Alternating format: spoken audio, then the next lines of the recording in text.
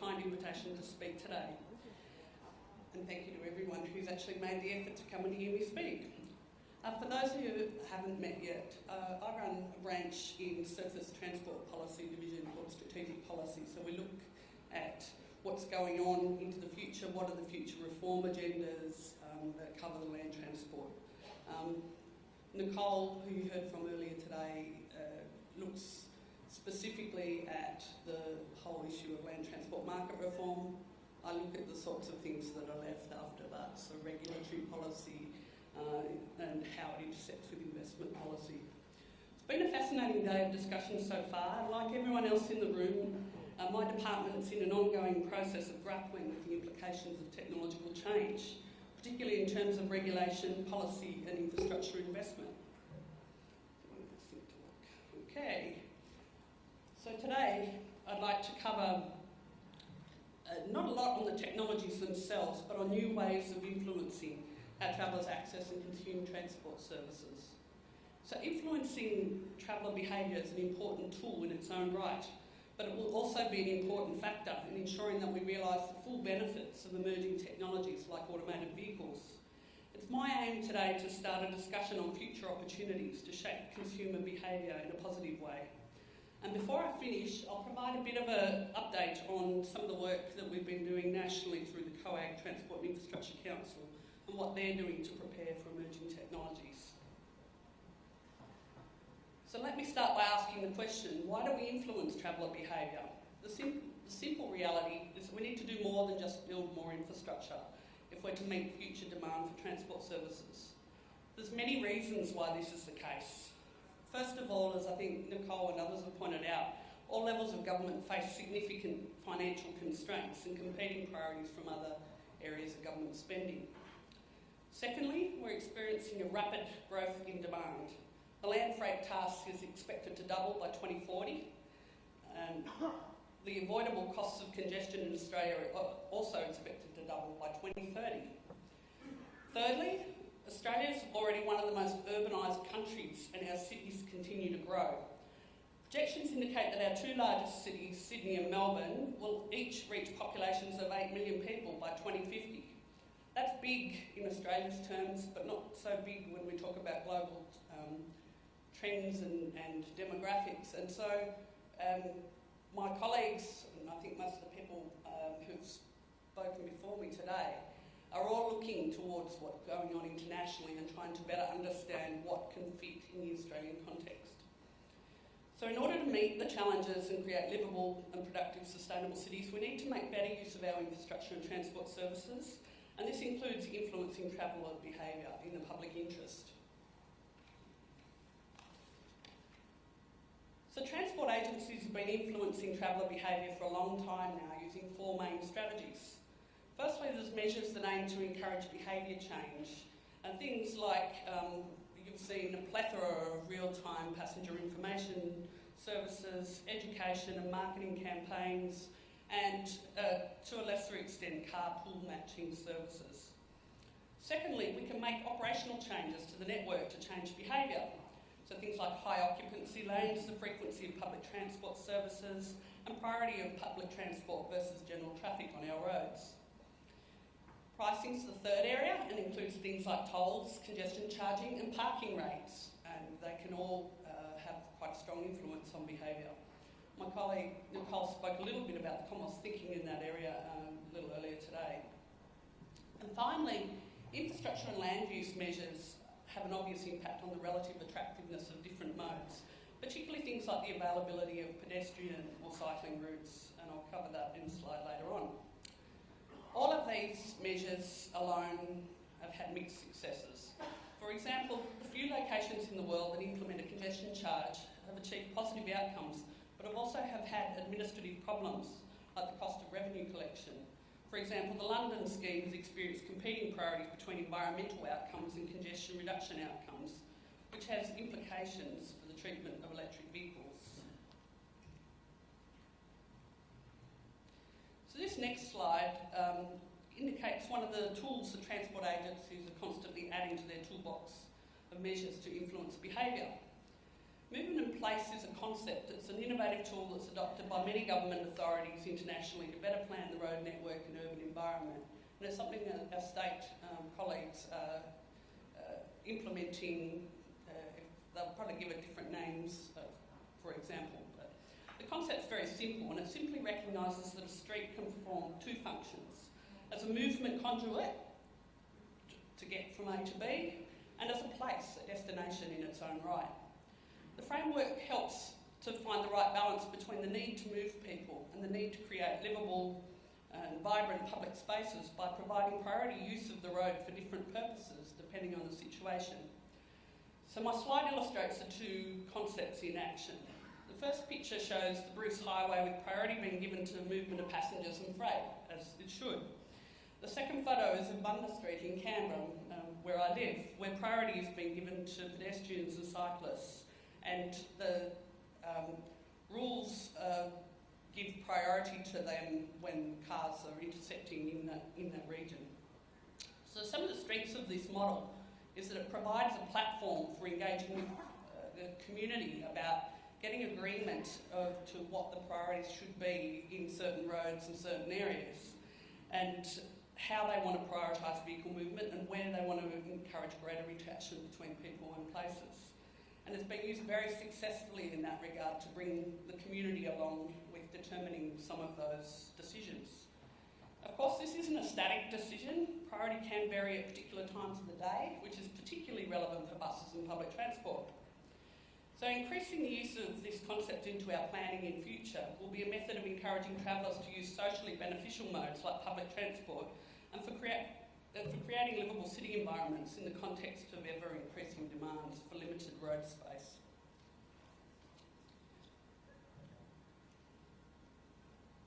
So the next slide has already been mentioned by a few speakers this morning, but this is a quite important trend internationally. Again, this isn't about new infrastructure or even about new technology. It's actually about a new business model. 70% of Australians commute to work in a car. This current situation can be conceptualised as the individuals having their own transport company. They cover all the fixed costs of running the business and they make their own decisions about routes, comfort and entertainment. Mobility as a service puts the traveller at the centre of the mobility model rather than any particular mode such as the car. The user through their smartphone has access to a wide variety of modes on a subscription or pay-as-you-go basis. The benefit for the user is that they can access whatever mode of transport meets their needs rather than being locked into a long-term modal choice that's inflexible and inefficient. The benefit for public transport providers is to increase their customer base at the expense of the private car. This also means public benefits in terms of reduced congestion and more livable cities. I think some of the speakers earlier today have said there is a home for mass transit, there is a home for buses in the future. It's going to be how we work together to ensure that we maximise the efficiency of our transport systems.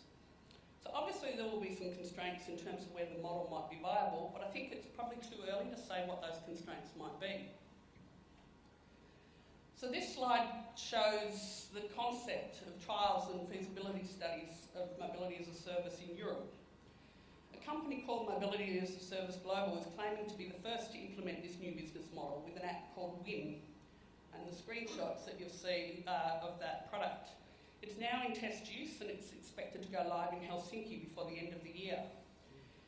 My slide shows the screenshot. It's advertised on the whim website, which gives you an idea of how it might work in practice. And so you can buy light, medium or premium packages. You obviously pay different prices.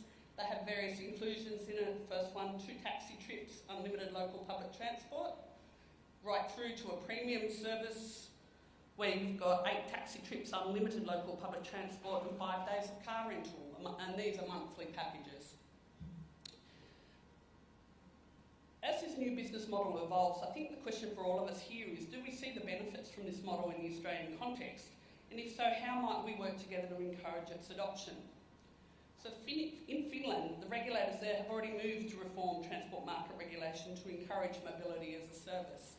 Now, the Transport Minister for Finland was talking at the World Congress on Intelligent Transport Systems in France, and she was saying quite a strong leadership role, that this country is open for business as mobility as a service. That's where we see the future going.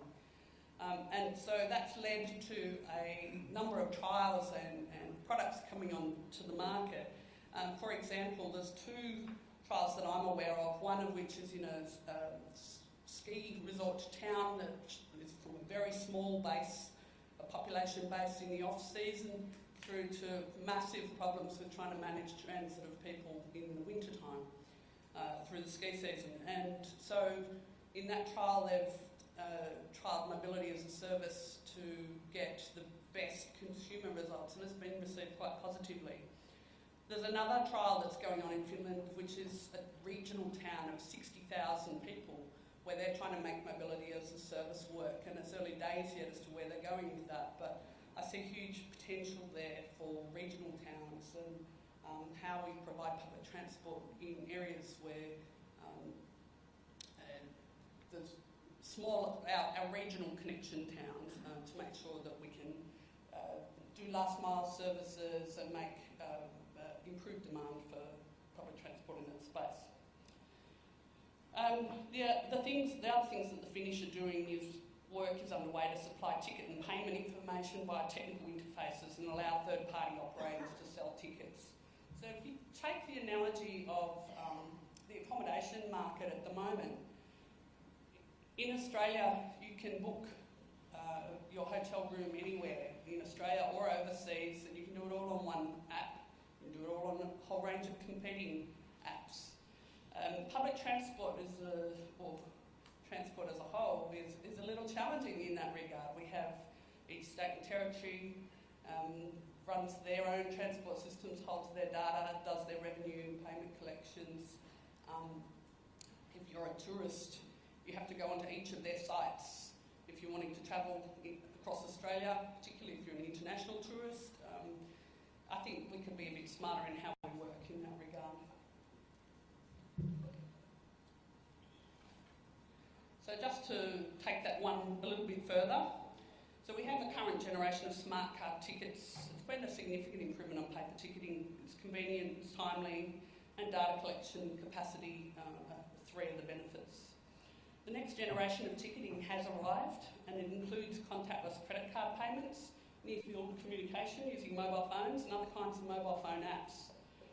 So the next generation could help us overcome some of the limitations of smart cards, particularly the silos that are created between different cities, as I spoke about. And it's something that the tourism sector is acutely aware of and is lobbying governments in that regard.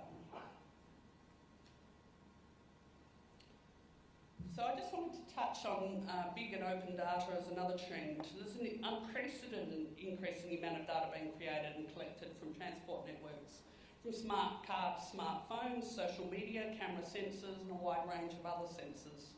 It's common to hear this trend referred to as big data. There's been a lot of discussions about the opportunities of big data, everything from more efficient traffic management to better planning for public transport services.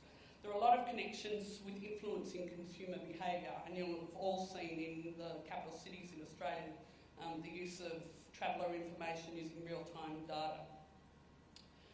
In my way, there's a long way to go before we can realise the full potential of big data. Big data can suffer from some of the same problems as small data, such as data silos, privacy concerns, and skewed data sets. The image on my slide is taken from cycling app Strava and illustrates this point. European authorities have found that users of Strava are more likely to be the hardcore cyclists, and as a result, trips can misrepresent the number of trips taken by casual riders who make up a big proportion of the population. To make the best use of data, it has to be openly available, and both federal and state and territory governments have already committed to improving the amount of open transport data. Collaborative work between governments is ongoing in this area, with a focus on making more data available, creating new data sets as required, and improved ease of access for industry and the public. So I'm really interested to hear more from you about what we could do to make data more accessible that would benefit the bus industry. Speech is quite wide-ranging, as you'll see.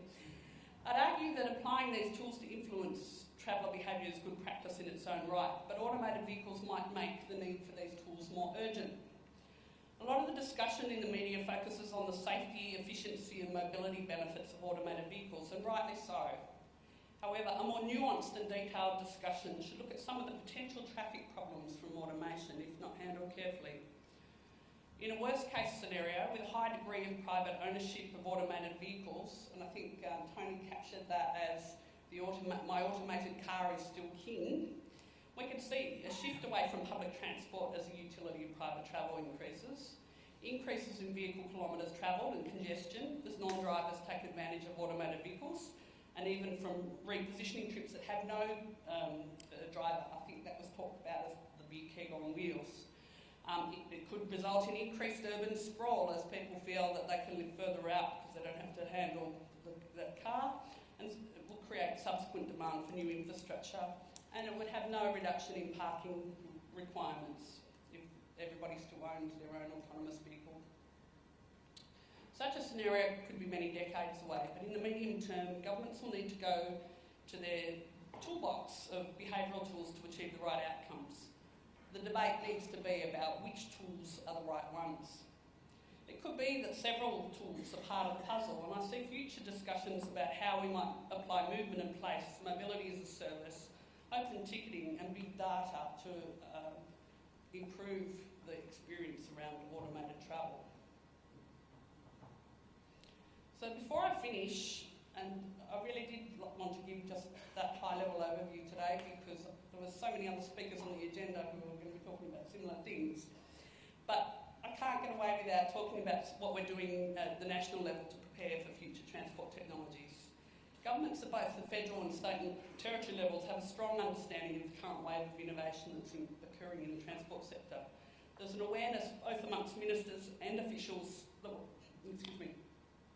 we need to get the right policy and regulatory settings in place to take advantage of these technologies. This is a two-way street. We need to remove regulatory barriers and support new technologies, but we also need to ensure public confidence by appropriately mitigating any new safety, security or privacy risks that arise from this technology. So on 4th of August this year, Australia's transport ministers, the COAG Transport Infrastructure Council, agreed to a national policy framework for land transport technology. And if you're interested in having a deep read, the address where you can find it is at the bottom of this slide. The policy framework aims to ensure that we have a nationally consistent approach to the broad spectrum of challenges and opportunities from emerging technologies. It's a collaborative document. It was developed by all jurisdictions with significant input from industry before we even started. It sets out shared policy principles and an agreed role for government. It gives a level of certainty to industry by making it clear how government will contribute to future deployments and the principles that will underpin policy, regulatory and investment decision-making. So the policy framework's underpinned by a 3-year action plan, and we picked 3 years because the trends of technology, as we've seen in the last decade or so, the cycle from when people become aware of technology to when it's implemented is very rapid. And we're acutely aware that things that we're doing today may be commonplace within 3 years, might have moved in a completely different direction. And so the action plan outlines government's short to medium term priorities and also has an annual review where ministers will be able to consider, are there additional things we should be doing? Are there areas where we need to tweak what we've said we're going to do in the past because some of the environment has changed? So there's a broad range of work in this action plan. There's 14 projects or activities, areas of activity. It's being implemented as a collaborative effort between jurisdictions. And it includes establishing a regulatory framework for testing automated vehicles, and that's work that's largely being led by the National Transport Commission. Considering how Australia's physical and digital infrastructure may need to change to accommodate emerging technologies, I think that's going to be one of the really challenging tasks for all of us. Provide certainty about the future operational environment for connected intelligent transport systems, particularly in terms of infrastructure deployment and standards. Improving the availability of open data, which I've spoken about earlier, and looking at options for a more coordinated approach to public transport ticketing. I don't have time to go into any of these particular areas in great detail, but I'm happy to take questions. And as I said, going back to that earlier slide, and I'm sure Michael will make that link available to people, I'm happy to have another conversation with you at a later date. As I said, we intend to update the action plan regularly. You'll notice that there's a strong focus at the moment on infrastructure and other preparation. This is appropriate for where technologies like CITS and automated vehicles are right now. But in the future, we'll need more work on influencing how consumers use these services as we become more experienced in how consumers will respond. So I'll leave it there. Thank you very much, and I look forward to taking any questions at the end.